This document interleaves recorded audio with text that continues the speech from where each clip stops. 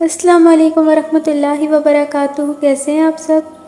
آج ہم بات کریں گے کہ اللہ پاک پہ جو فیصلے چھوڑ دیے جاتے ہیں، پھر ان فیصلوں کا ہماری زندگی پہ کیا اثر ہوتا ہے۔ ہم لوگ اپنی رضا جو اللہ کی رضا پہ قربان کر دیتے ہیں کہ بس اللہ پاک جو چاہیں گے وہی ہوگا، پھر اس کا کیا نتیجہ نکلتا ہے۔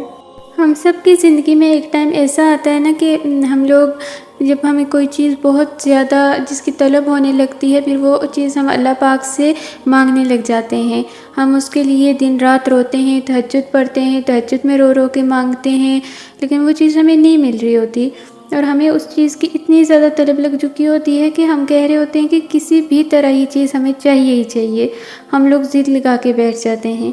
اور وہ چیز ہمیں نہیں مل رہی ہوتی، لیکن پھر ایک وقت ایسا آتا ہے کہ ہمارے دل میں صبر آ جاتا ہے، پھر وہ رضا ہم اپنی جو رضا ہوتی ہے نا وہ اللہ کی رضا پہ قربان کر دیتے ہیں۔ ہم لوگ بس یہی کہتے ہیں کہ جو اللہ پاک کریں گے وہ ہمارے لیے صحیح ہوگا، جو اللہ پاک چاہیں گے وہ ہمارے لیے صحیح ہوگا۔ ہم لوگ پھر ایک ٹائم وہ ہوتا ہے کہ بس اللہ ہوتا ہے، ہم ہوتے ہیں، اور کسی کی طلب نہیں رہتی، بس اللہ کی رضا پہ خوش رہنا سیکھ جاتے ہیں۔ یہی وہ وقت ہوتا ہے جب ہمیں اللہ پاک سے سچی محبت ہو جاتی ہے، پھر اللہ پاک بھی ہم سے محبت کرنے لگتے ہیں۔ پھر جو چیزیں ہم اللہ کی رضا کے لیے چھوڑ دیتے ہیں نا، جس سے ہم آگے بڑھ چکے ہوتے ہیں، اللہ پاک ہمیں اسی چیز کو ہمارا نصیب بنا دیتے ہیں، کیونکہ اللہ پاک کو یہ ادا بہت پسند ہوتی ہے کہ میرا بندہ میرے لیے کچھ کر رہا ہے۔ اللہ پاک کو یہ ادا بہت پسند ہے کہ اس نے میرے لیے یہ چیز چھوڑی ہے۔ اللہ پاک ہماری محبت کا پھر ہمیں اس سے زیادہ صلہ دیتے ہیں جو ہم اللہ پاک سے جتاتے ہیں۔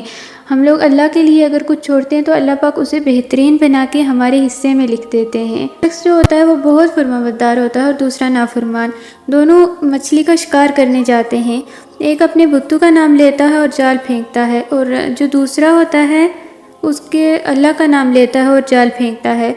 جو بتوں کا نام لیتا ہے اس کے جال میں مچھلیاں آتی ہیں، اور جو اللہ کا نام لیتا ہے اس میں ہاتھ میں کچھ نہیں آتا۔ کوشش کرتے کرتے شام ہو جاتی ہے، وہ اللہ کا نافرمان غیر اللہ کو پکارنے والا اپنی مچھلیوں کا تھیلا پل کر لاتا ہے، اور یہ اللہ کا ماننے والا اپنا تھیلا خالی لے کر آتا ہے۔ اللہ کا فرشتہ غمگین ہوتا ہے اور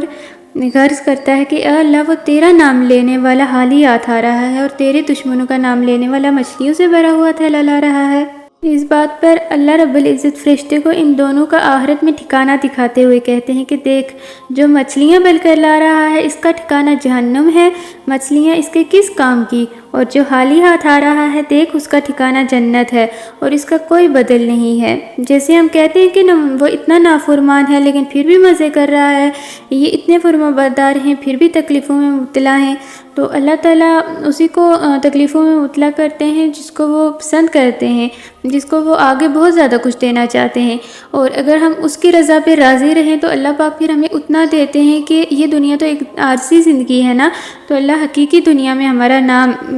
اوپر والے درجوں پہ لکھ لیتے ہیں۔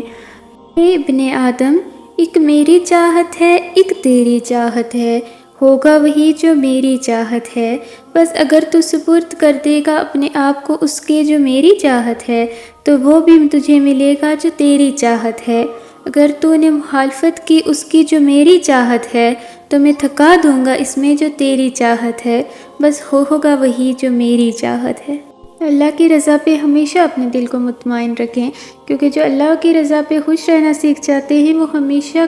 کامیاب ہوتے ہیں، اور ان کی یہ دنیا کا جو غم ہے نا وہ ان کا کچھ نہیں بگاڑ سکتے، کیونکہ ان کے دل میں ایک تسلی ہوتی ہے کہ میرا رب جو کرے گا وہ میرے لیے بہترین ہوگا۔ تو اللہ پاک ہم سب کو صراط مستقیم پہ چلنے کی توفیق عطا فرمائے اور ہمارے دلوں پہ اپنی محبت کو ڈال دے اور ہمیں ہدایت دے، آمین۔